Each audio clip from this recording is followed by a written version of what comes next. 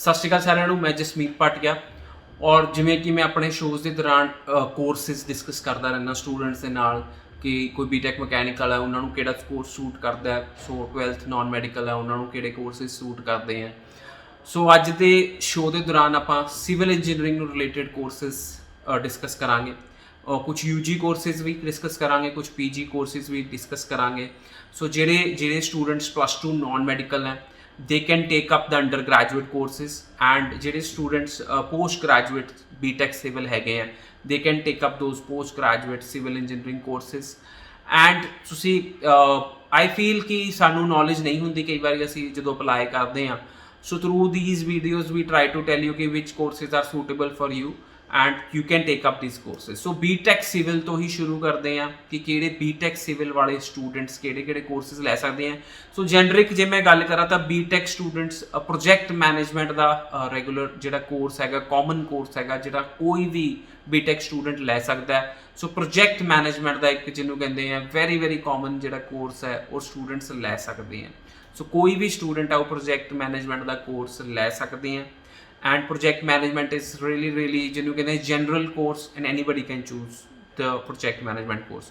so ਅੱਜ ਦੇ video 'ਚ ਹੋਰ ਕਲੈਰਿਟੀ ਕਰਾਂਗੇ, ਪਰ ਉਸ ਤੋਂ ਪਹਿਲਾਂ kindly subscribe to our channel which will get you more information and if you feel the information is right which we share with you then kindly share this information with everybody so that ਕਿ ਜਿਹੜੀ correct information ਹੈ ਉਹ ਸਭ ਤੱਕ ਪਹੁੰਚ ਸਕੇ।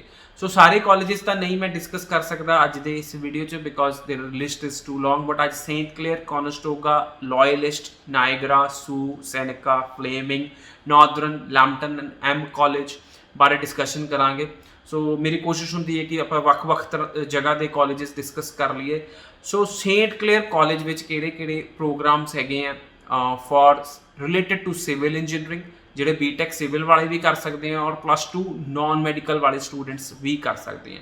ਸੋ architectural technology, project management, construction engineering management and construction project management, ਇਹ 4 courses Saint Clair college ਹੈਗੇ ਆ ਜਿਹੜੇ ਤੁਸੀਂ ਲੈ ਸਕਦੇ ਹੋ। And Saint Clair college the PG ਔਰ UG ਦੀ ਜਿਹੜੀ ਰਿਕੁਆਇਰਮੈਂਟ ਹੈ ਉਹ ਓਵਰਆਲ 6 ਬੈਂਡ ਹੈ। ਤੁਸੀਂ ਓਵਰਆਲ 6 ਬੈਂਡਸ ਨਾਲ ਸੇਂਟ ਕਲੇਅਰ ਕਾਲਜ 'ਚ ਅਪਲਾਈ ਕਰ ਸਕਦੇ ਹੋ। ਵਿੰਡਸਰ ਬਹੁਤ ਸੋਹਣਾ ਸ਼ਹਿਰ ਹੈ, ਬਾਰਡਰ 'ਤੇ ਡੈਟਰੋਇਟ ਦੇ ਬਾਰਡਰ 'ਤੇ ਹੈਗਾ, US ਉਸ ਸਾਈਡ ਦਿਸਦਾ ਰਿਵਰ ਦੇ ਔਰ ਇਸ ਸਾਈਡ ਵਿੰਡਸਰ ਹੈਗਾ।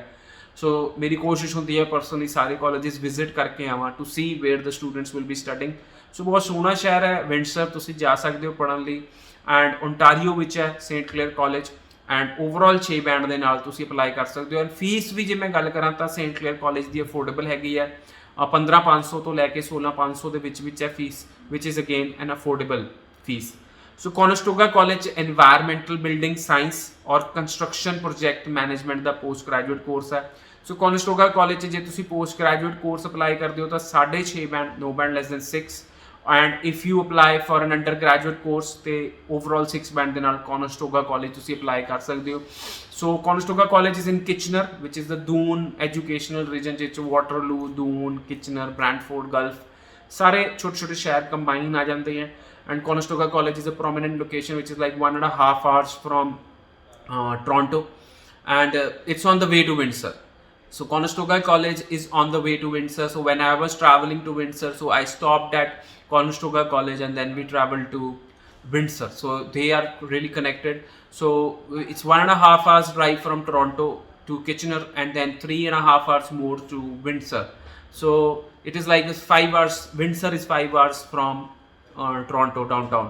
So students, Conestoga College is also really good college if you're looking forward to studying in Conestoga College. Then we'll discuss Loyalist College which is in Belleville and they have civil engineering technician and project management the course offer ਕਰ ਰਹੇ ਆ। ਸੋ Loyalist college ਜੇ ਤੁਸੀਂ UG 'ਚ apply ਕਰਦੇ ਹੋ ਤਾਂ overall 6 band and ਜੇ ਤੁਸੀਂ ਪੋਸਟ ਗ੍ਰੈਜੂਏਟ ਪ੍ਰੋਗਰਾਮ ਅਪਲਾਈ ਕਰਦੇ ਹੋ ਤਾਂ 6.5, ਨੋ ਬੈਂਡ ਲੈਸ ਦੈਨ 6 ਦੇ ਨਾਲ ਲੋਇਲਿਸਟ ਕਾਲਜ 'ਚ ਤੁਸੀਂ ਅਪਲਾਈ ਕਰ ਸਕਦੇ ਹੋ। Now Loyalist College is on the way to Montreal, you can say that. Loyalist College is on the way to Montreal. Like Montreal is on the other side of the ਜਿਵੇਂ ਹੁਣ ਮੈਂ ਗੱਲ ਕੀਤੀ ਕਿ Windsor ਇੱਕ side ਹੈ ਤਾਂ ਦੂਜੀ ਸਾਈਡ ਮੌਂਟਰੀਅਲ ਹੈ ਐਂਡ ਦੂਜੀ ਸਾਈਡ ਪੀਟਰਸਬਰੋ ਐਂਡ ਆਲ ਹੈ। ਸੋ ਮੌਂਟਰੀਅਲ ਜਦੋਂ ਅਸੀਂ ਟਰੈਵਲ ਕਰਦੇ ਹਾਂ ਤਾਂ road connectivity is good, so you can travel from Toronto to Montreal within 5 to 6 hours. So on the way to Montreal you can find Kingston ਜਿੱਥੇ St. Lawrence College ਹੈਗਾ, you can find Durham College, Oshawa, and then you can find Loyalist College, Belleville. So these colleges are on the way to Montreal, and Montreal is a prime location where you can study also. So Belleville is 2 hours from Toronto, and Belleville ਵਿੱਚ ਵੀ 2 courses ਹੈਗੇ ਆ ਜਿਹੜੇ civil engineering ਦੇ students ਕਰਨਾ ਚਾਹਣਗੇ, and Belleville +2 non medical ਵਾਸਤੇ ਵੀ civil related courses ਹੈਗੇ ਆ. Then Niagara College.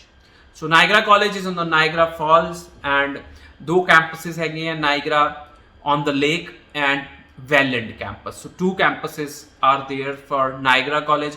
So Niagara on the Lake campus ਦਾ ਨਾਮ ਚੇਂਜ ਕਰ ਦਿੱਤਾ ਗਿਆ, ਜਿਹਦਾ ਡੈਨ ਪੈਟਰਸਨ ਕੈਂਪਸ ਦਾ ਨਾਮ ਰੱਖ ਦਿੱਤਾ ਗਿਆ, ਔਰ ਡੈਨ ਪੈਟਰਸਨ ਪ੍ਰੈਜ਼ੀਡੈਂਟ ਹੈਗੇ ਸੀ ਨਾਇਗਰਾ ਕਾਲਜ ਦੇ, ਇਸ ਕਰਕੇ Niagara on the lake campus ਦਾ ਨਾਮ ਡੈਨ ਪੈਟਰਸਨ ਕੈਂਪਸ ਰੱਖ ਦਿੱਤਾ ਗਿਆ. ਸੋ ਨਾਇਗਰਾ ਕਾਲਜ 'ਚ civil engineering technician and civil engineering technology ਦਾ ਕੋਰਸ ਹੈਗਾ ਜਿਹੜਾ ਸਟੂਡੈਂਟਸ ਕਰ ਸਕਦੇ ਆ. ਸੂ ਕਾਲਜ, ਹੁਣ ਅਸੀਂ ਸੂ ਕਾਲਜ ਦੀ ਗੱਲ ਕਰਦੇ ਹਾਂ. ਸੋ ਸੂ College comes under Algoma region. Algoma region 'ਚ ਸੂ ਕਾਲਜ ਆ ਜਾਂਦਾ ਹੈ. ਸੋ ਅਲਗੋਮਾ ਰੀਜਨ 'ਚ ਜਿਵੇਂ ਕੈਂਬਰੀਅਨ ਕਾਲਜ ਸਡਬਰੀ ਆਉਂਦਾ ਹੈ, ਆਈ ਫੀਲ ਅਲਗੋਮਾ ਰੀਜਨ 'ਚ ਅਲਗੋਮਾ ਯੂਨੀਵਰਸਿਟੀ ਆ ਜਾਂਦੀ ਹੈ, ਐਂਡ ਸੂ ਕਾਲਜ ਆ ਜਾਂਦਾ ਹੈ. ਸੋ ਸੂ ਕਾਲਜ ਸੂ ਸੇਂਟ ਮੈਰੀ 'ਚ ਹੈ, RNIP 'ਚ ਆਉਂਦਾ ਹੈ ਸੂ ਸੇਂਟ ਮੈਰੀ. ਐਂਡ ਸੂ ਕਾਲਜ ਦੀ ਜਿਹੜੀ ਰਿਕੁਆਇਰਮੈਂਟ ਹੈ ਓਵਰਆਲ 6 ਬੈਂਡ ਹੈ. Project management and civil engineering technician and technology ਦਾ ਕੋਰਸ ਤੁਸੀਂ ਕਰ ਸਕਦੇ ਹੋ ਸੂ ਕਾਲਜ 'ਚ. And Soo College is also a great place to study, and I have visited Sault Ste. Marie 3-4 times.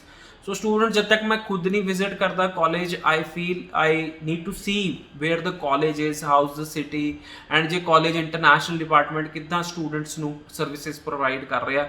So ਮੇਰੀ ਕੋਸ਼ਿਸ਼ ਹੁੰਦੀ ਹੈ ਜਦੋਂ ਵੀ ਮੈਂ ਕੈਨੇਡਾ ਜਾਣਾ, so I visit all the colleges, maybe not just for the first time I visit the colleges. मैं बार उस college visit करदा. colleges ਦੇ ਕੁਝ changes ਆਏ ਹੁੰਦੇ, ਉਹ discussions ਕਰਨੀਆਂ ਜ਼ਰੂਰੀ ਹੁੰਦੀਆਂ. students ਨੂੰ accommodation ਮਿਲ ਰਹੀ ਹੈ ਨਹੀਂ ਮਿਲ ਰਹੀ, ਉਹ ਦੇਖਣਾ ਜ਼ਰੂਰੀ ਹੁੰਦਾ. so I try to maintain good relationship with the college team, and so that we are working directly with them and we can get better responses. So Soo College is again a great place to study. So ਉੱਥੇ ਹੀ Algoma university ਆ ਜਾਂਦੀ ਹੈ, ਜਿਹਦੇ 'ਚ post graduate program project management ਹੈਗਾ, ਤੁਸੀਂ ਕਰ ਸਕਦੇ ਹੋ ਜਿਨ੍ਹਾਂ ਨੇ BTech ਸਿਵਲ ਕੀਤੀ, ਐਂਡ 2 years ਪ੍ਰੋਗਰਾਮ ਹੈਗਾ ਅਲਗੋਮਾ ਯੂਨੀਵਰਸਿਟੀ ਦਾ. ਐਂਡ ਦੈਨ ਅਸੀਂ ਗੱਲ ਕਰਾਂਗੇ Seneca college is also offering civil engineering technician. The IELTS requirement is 6.5, no band less than 6, and Seneca is in GTA region. You can apply for Seneca College also. Fleming college ਦੀ ਗੱਲ ਕਰਾਂਗੇ. Advanced water system operation management ਦਾ course ਹੈ and project management ਦਾ course ਹੈ. Fleming college is in Peterborough, and Peterborough ਦੇ ਵਿੱਚ Trent university ਵੀ ਹੈਗੀ ਹੈ. It's a good place to study, very close to Toronto. 1.5 hours to 2 hours ਦਾ ਡਿਸਟੈਂਸ ਰਹਿੰਦਾ ਫਲੇਮਿੰਗ ਕਾਲਜ ਦਾ. ਸੋ ਸਟੂਡੈਂਟਸ ਵੱਖ-ਵੱਖ ਕਾਲਜਿਸ 'ਚ ਜੋ ਤੁਸੀਂ ਪੜ੍ਹਨ ਜਾਂਦੇ ਹੋ, it's great environment, international exposure ਮਿਲਦਾ ਤੁਹਾਨੂੰ, and you tend to learn so many things when you are in Canada. And IRCC ਦੇ webinars ਵੀ ਹੋ ਰਹੇ, ਉਹਦੇ 'ਚ ਵੀ ਦੱਸਿਆ ਜਾ ਰਿਹਾ ਕਿ Canada is a great place for settlement if you are a good student. So we have to realize our dream. So ਕਾਫੀ ਅੱਛਾ ਲੱਗਦਾ ਕਿ you love my life, ਜਿਹੜੇ ਅਸੀਂ ਸ਼ੋਜ਼ ਡੇਲੀ ਕਰੀਦੇ 3 ਤੋਂ 3:15 ਵਜੇ ਡੇਲੀ ਮੈਂ ਆਪਣੇ ਲੈਂਡਮਾਰਕ ਦੇ YouTube ਚੈਨਲ ਤੇ ਵੀ ਲਾਈਵ ਹੋਣਾ, E9 ਤੇ ਵੀ ਲਾਈਵ ਹੋਣਾ. So you come to that live shows, and it gives us motivation to get you information on the daily basis.